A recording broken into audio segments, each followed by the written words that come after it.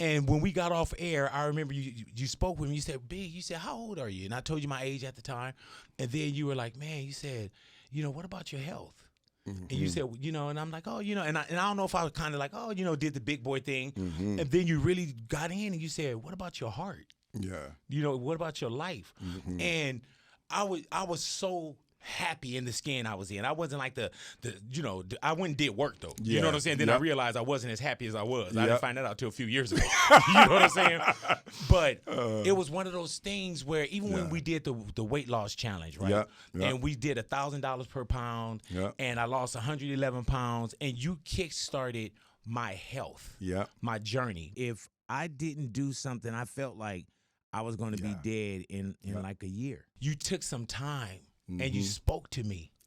And it changed my life. Let me tell you my side of that.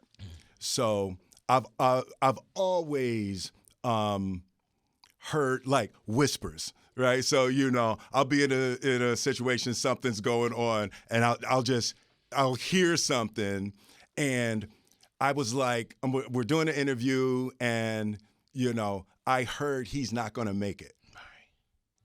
And it just in that moment, because I just said it in that moment, that I wanted you to, to take on this bet and do it, and it was the only way that I could think. But I got a chill when I was sitting there, and ever since I was a little boy, I always had those moments where you would like, just something just comes over you so strong and you can't avoid it.